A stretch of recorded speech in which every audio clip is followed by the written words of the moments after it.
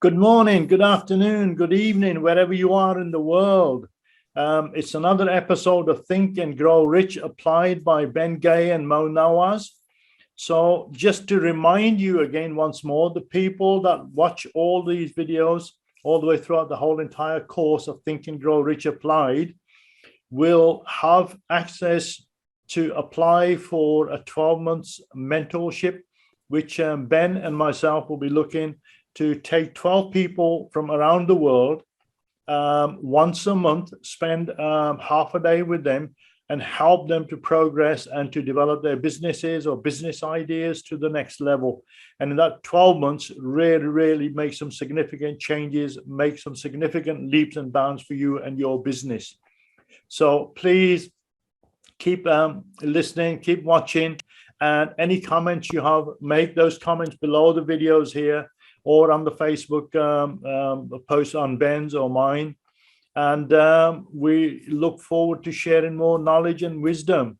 So right now, we're going to carry on with the 30 major causes of failure. And if you remember, we just finished off the improper breathing technique. So now we're moving on to unfavorable environment influences during childhood. So these are unfavorable influences you might have had during your childhood, you're growing up, and how they reflect on you now, and you know, the problems that they're giving you now, or the benefits they're giving you, whichever way you look at it. So Ben, do you want to elaborate more on that? Yeah, you and I have discussed parts of this in the past, and I have to confess that I didn't really have many negative childhood experiences or environments. But then when I got off on my own, got married and acquired an apartment and so on, I discovered that a lot of the reasons I didn't have those problems is mother and dad didn't allow them. You were not allowed, if you were told to do something, you didn't have the luxury of procrastination. You went and did it. So for a couple of years, I'm guessing, a lot of these situations on the list popped up in my real life. I didn't necessarily recognize them at the time, but then in 1967, Dr. Napoleon Hill, came into my life as my personal mentor and friend. And not unlike my mother and father, he didn't allow procrastination or this or that or whatever. Not that, I mean, he worked for me, it wasn't the other way around, but he was brought on to counsel me. So a smart person lets him counsel. And he taught me systems to put in place that I still use to this day.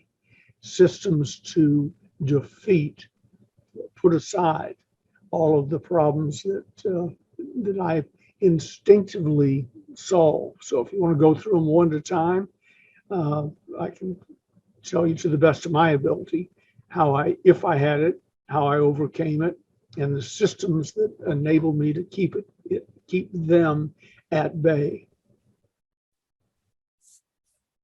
Okay, we'll touch on that in a bit further down. So next thing is, one of the major causes of failure is procrastination. So how do you prevent yourself from procrastinating? And just touching back on the unfavorable environment and influences during one's childhood.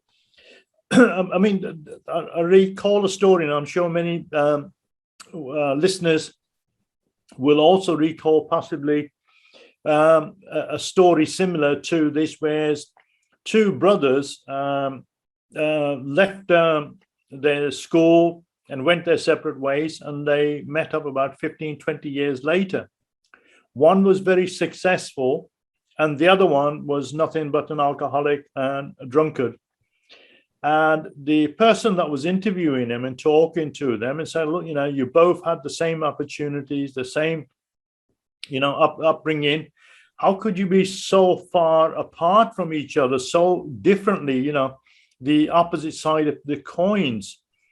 And they asked the drunkard brother, and he said, well, what the hell do you expect if your parents are nothing but drunkards? So, I can't accept, anything else. So I've become just like them based on the environment. And they asked the other brother, who was very successful, and said, well, what do you do that was different to what your brothers just mentioned? And he said, having to watch both of my parents, or watch my father in particularly, being a drunkard, I'd made my mind up that there is no way on this earth that I want to go down that route.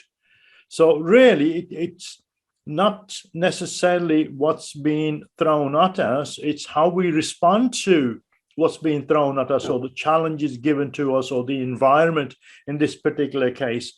Our environment and our surroundings really play a major part of our lives. As they say, we are the average of the 6 people that we spend most of our time with.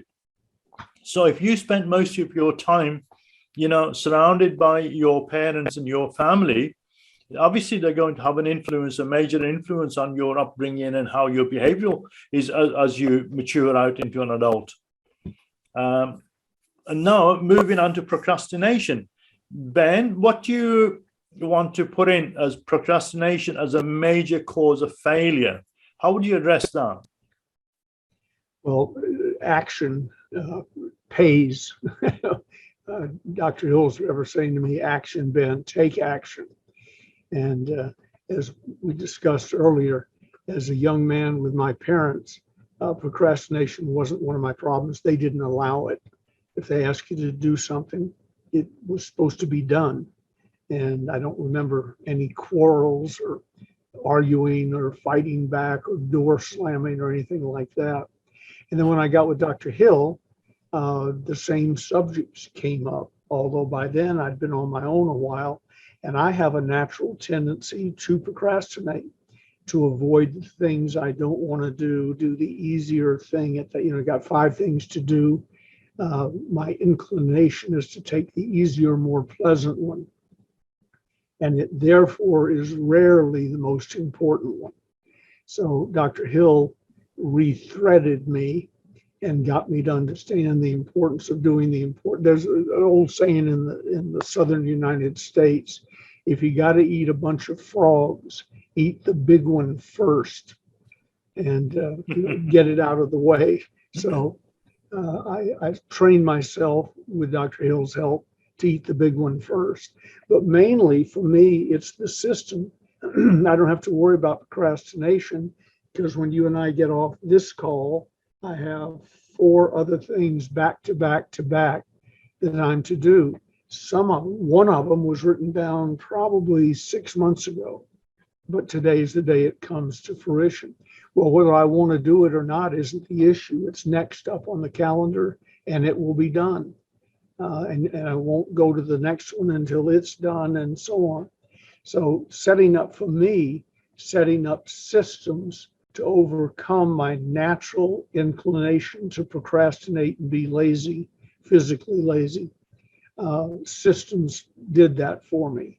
And I think they're just absolutely crucial. You set up a proven system that works if you work it, and then you work on your self-discipline. Do it. A list of things to do today would be no good if A, I didn't write them down to start with, and B, if I didn't understand that they've all got to be done before I leave today. That's just part of the habit pattern. Okay. Now, procrastination can come in many forms. Like Ben rightly identified, we all tend to procrastinate and try and do the easy task and avoid anything major. Sometimes the reason we're avoiding some of the major stuff is because we don't have enough knowledge, don't have enough experience, don't have the financial resources to be able to tackle them. So it could be a number of reasons behind that. And in my earlier days, I used to try and, focus and try and do those things. But no matter how hard I tried, I would always end up leaving them to the last minute, which most procrastinators always tend to do, leave everything to the last minute and then just, panic through and get it out of the way one way or another. until I got to the sort of point that I began to learn from people like Don Sullivan, Jay Abraham, and people like Ben. A lot of this is, if there is something that is outside of your control, your knowledge, your expertise, or something that you don't have, like finances, so you will procrastinate on those. And the easiest way is, instead of trying to figure out how do I do this or how do I do that, it's very, very difficult. You're far better off going and finding the people that already have that knowledge, that experience, those expertise, or that financial resources that you're looking for, and approach them. How do you bring them in, or how do you bring some of their people in to help you try and get over that bit that you're lacking, that experience, lacking that knowledge, or lacking the financial structure? People are out there. People are always looking to invest either their time or their money or their resources. It's a question of, these are the things I'm procrastinating on. If I was to complete these, what would that mean to me as a whole? Is it worth giving some equity away in the venture, or a share of the profit or the proceeds in what you're trying to do? Because if you're going to continue to procrastinate because you don't have the certain skills, or you don't have the financial structure, and somebody else does, so do you want to sort of carry on procrastinating and not achieve anything, or really give a slice of the action, slice of the cake to somebody else, and bring those expertise or bring those financial resources in? So really, what are the reasons, the main causes and the reasons behind your procrastination? Right. Totally. Sorry, Ben, Totally. do you want to add something to that? Yeah, totally agree. One of the things, bringing people in to cover up for your weaknesses, teach you to maybe not be weak in that area in the future, or just do it anyway. I mean, there are things I either can't do or don't want to do, and therefore will not do. But early in my relationship with Dr. Hill, after we got sort of where we could trust each other, he was sitting in the office, and 2 or 3 people came in, the head of this, the head of that, the vice president of this, and everybody had a problem, and most of them had complaints frequently about somebody else on the team that maybe held an equal but different position, head of production versus head of sales and marketing, for instance. And after watching that for the better part of a day, and I'm whining about it, Dr. Hill said something to the effect of, "Are they friends?" And I said, I don't know. They're friendly to each other, except behind each other's back, but they're friendly to each other in the office. He said, "Have they ever been up to the house?" And we had a lovely home on a hill overlooking San Francisco Bay with a large game room, full professional bar, professional pool table. It was just perfect for mingling, so on. And I said, "Well, 1 or 2 of them have, but not as a group." He said, "Well, let's have them up to the house and make them be friends." So we did. And what he was cleverly doing is teaching me again, I'd read about it, how to form a mastermind group. And the next day, it was almost instantaneously, the next day when they came to work, there was backslapping and laughing out in the hall that I could hear, because they'd formed a separate bond. And then Dr. Hill and I discussed, now how do you get them to pull together? Well, the next meeting, and I met with most of them almost every day, 3 or 4 times a week at least. He said, bring them in, seat them. And he said, watch the seating pattern, see if they're different than usual. A guy has a chair, a lady has a chair she tends to go to. And there were some subtleties, about 10 people, but there were subtleties in where they sat. They were seeking out their new best friend from the night before. And so then we got them together as a team, mentally friends, and I could throw something out in the middle of the table, a problem, a challenge we had, or what have you.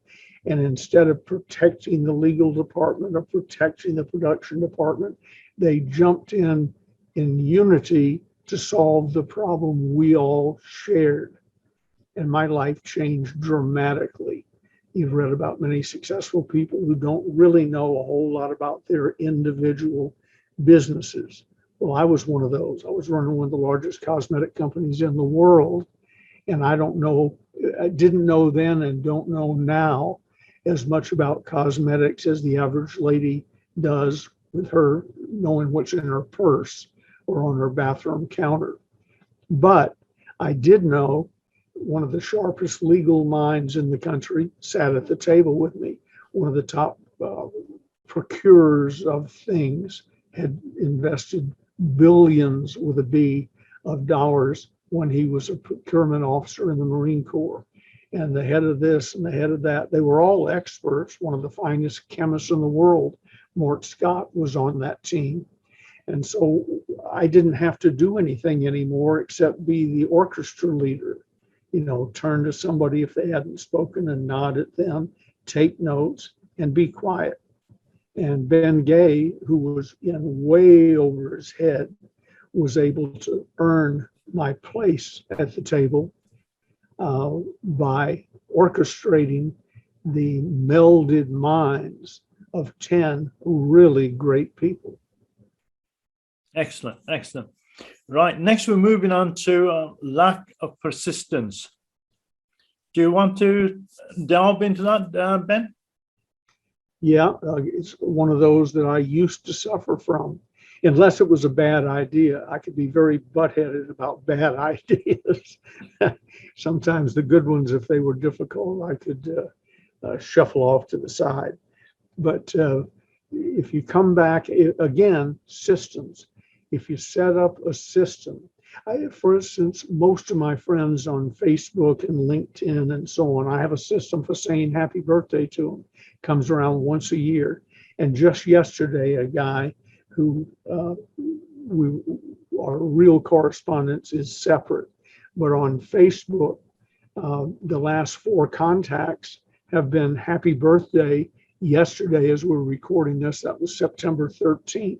Well, yesterday I wished him happy birthday, September 13th, a year before, and a year before, 4 times.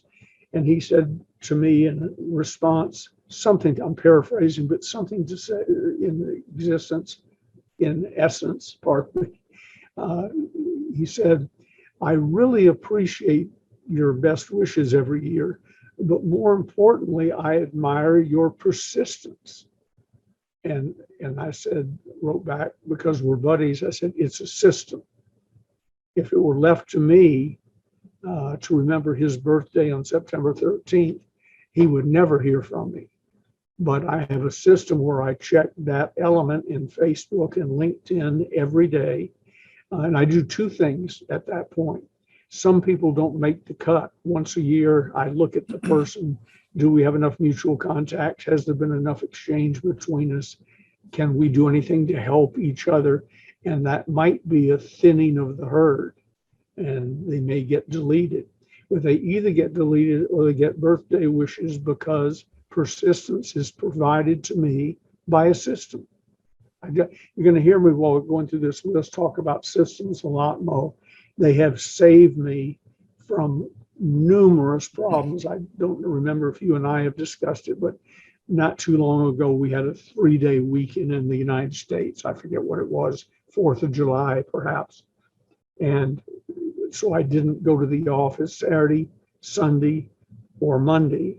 Tuesday, I went around the home and then my briefcase and so on, gathering up the top pages of my memo pads, which are the smaller one is in probably 10 places in the house alone, where when I have an idea, I write it down. When I gathered up the pages, I thought, well, that's a lot of pages, because sometimes I go to a pad and there's nothing on it. It was in the kitchen or something. I gathered up the things and I thought, well, out of curiosity, I'll count them. Well, I counted them, and there were 71 new ideas, reminders, call somebody back, get this, get that, and so on. And I'm not smart enough to remember 71 things. So the system saves me. When I come into work, into the office and I've got 71 new ideas to delegate and get to work on and put in the calendar and so on, I look like a genius. All I did was write it down. That's part of the system.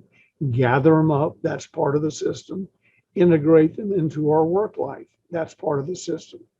It just makes it so much simpler and covers for most of us who are not geniuses. I'm not the smartest person you ever met by a long shot, but I can outperform many geniuses because they don't have a system. They're just smart if something pops up.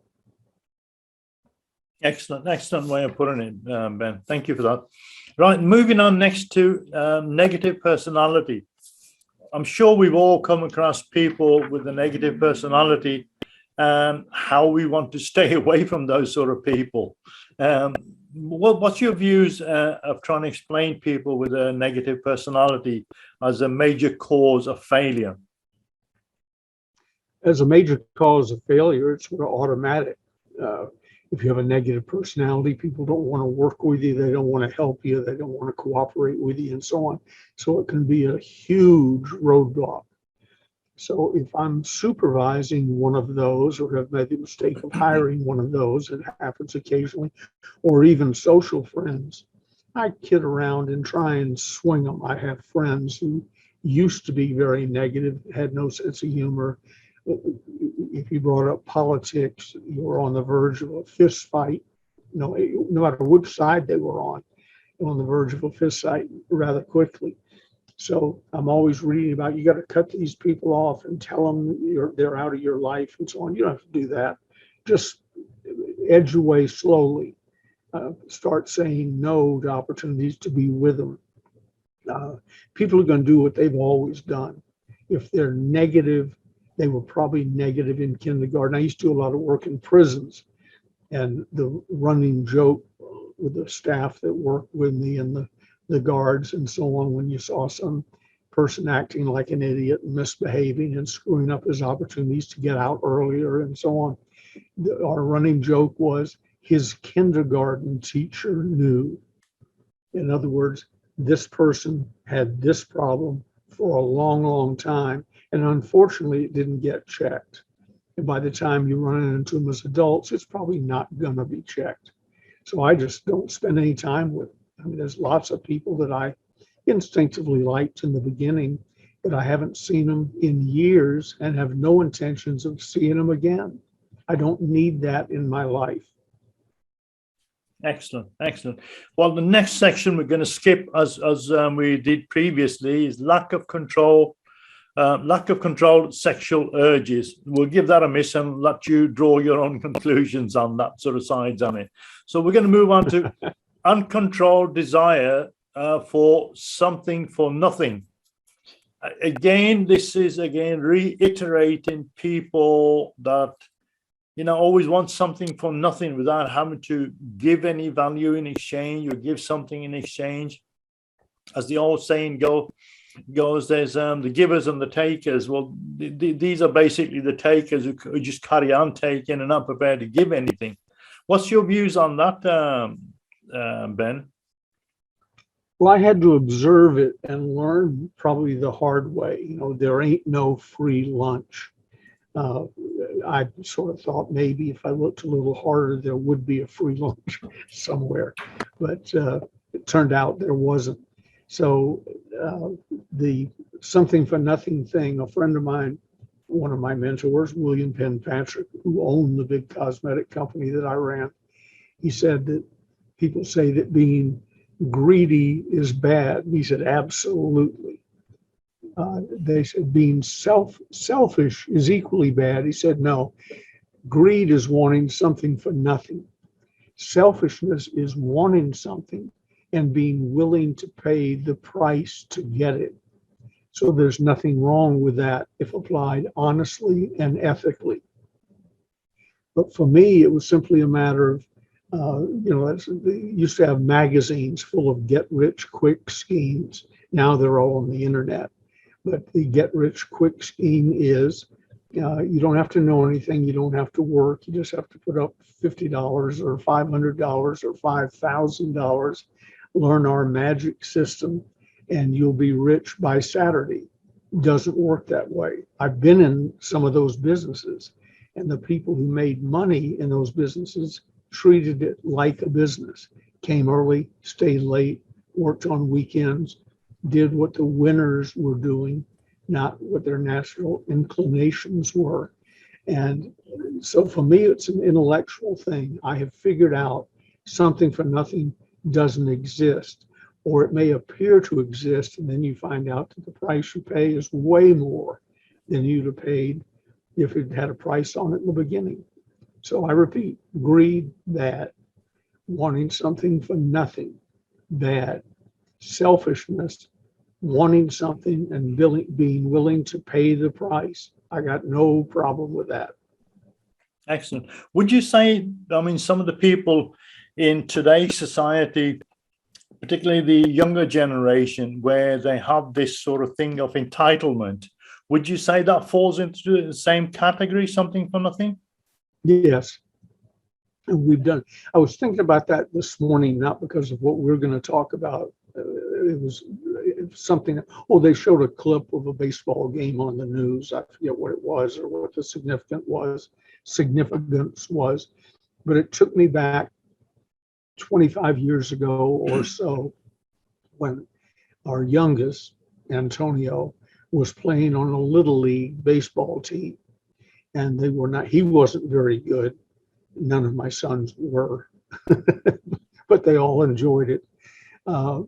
He wasn't very good, and the team he was on was not very good.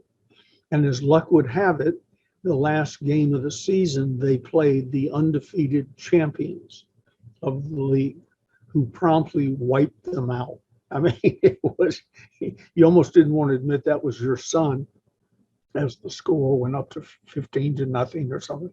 I think the umpires finally called the game out of courtesy and kindness. But at the end, they said, all right, get over here for the team picture. And they all went over to the team for the team picture and got in line. And the coach handed out, I didn't know what they were called at the time, participants trophies. Not first, second, or third, just for showing up, I guess. And when I saw him doing it, I thought, what are they getting a trophy for? We're headed to the car. We're in the parking lot. And Antonio looks at it, and it didn't even have his name on it, just participants trophy. And he said, we didn't earn anything. And he threw it in a trash can in the middle of the parking lot, threw it in the trash can. I learned two things that day. Participants trophies are for losers, and two, by the person who gets them, they're not valued. It's an insult. And so I've been asked over the years, well, what did you say to him? I said, I didn't really say anything, but if you're asking if I chastise him for throwing out a trophy, no, it was trash. And that was sort of the beginning for me of encountering that generation. He wasn't one of them and isn't. He's quite successful. But of encountering that generation who expects things just because they're there. Absolutely, absolutely right. Next, we move on to lack of a well-defined power of decision. So if you have a decision, what sort of power, how are you lacking in defining that decision without the real power behind it? How would you define that, Ben? Decision making or power? The power of the decision, or lacking the power of that decision. So you made a decision, but you really haven't put any power behind it. It clutters up your mind. If you don't move things through the system and you got decisions hanging out there, that takes up X number of minutes, hours, or days of your life, or weeks or months of your life that could be spent on a new progressive project that could really help you. One of the great stories about my relationship with Dr. Hill is one time, and I've told this before, I think to you, we were putting together a men's cosmetic line. And by coincidence, he was not with us full time. He came and went. to California from his home in South Carolina. He happened by coincidence to be in on several of these meetings about the men's cosmetic line. And looking back from his view, nothing much had changed from the first meeting to whatever meeting this was, number 10 or 11 or 12. So we all agreed to meet again the next Thursday, and they left the room. He said, "What are you going to know next Thursday that you don't know now?" I said, "Well, I don't know, maybe one of them needs something." And he said, "Well, let's call him back in and ask him. Because here's what you're doing, Ben. You're dithering. Take action. Good or bad, take action." And so we called them back, found out they didn't need anything, probably hadn't needed anything for weeks of these stupid meetings. So I said, "All right, go. Start, write the advertising, design the packaging, order the components, blah, blah, blah, blah." And weeks later, we had a multi-million-dollar business, the men's division of our cosmetic business, because we took action. When I started the National Communication Center, which was the world's first call center, where everybody used the same number and called in, it wiped out the old answering services. I had an idea, I won't bore you, but of who would get it. And I personalized it. I, as a professional speaker, would want it for the following reasons. And so based on that, that was the service we offered when we opened the first call center in the world. And when I left the business about 10 years later, my original idea was less than 2% of the business. I was 98% off the mark. But we adjusted as we went along, as we realized I hadn't thought of this, hadn't thought of that, need to offer this separately, and so on. The reason it became the largest answering service, order taking service in the world, and began a whole new industry was action. I was 98% wrong, but I had signed the lease for the office, ordered the phone lines, hired people, and we took off. It's like building the proverbial airplane after you jump off the cliff, hammering on the wings, designing an engine and hoping to get it all done before you get to the bottom.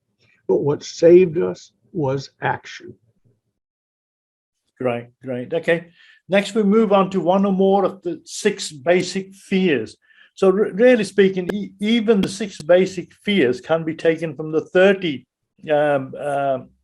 basic causes of failure. So really, they're defined within those 30, I would say, or embedded in the 30, even though, we've still got a few to go.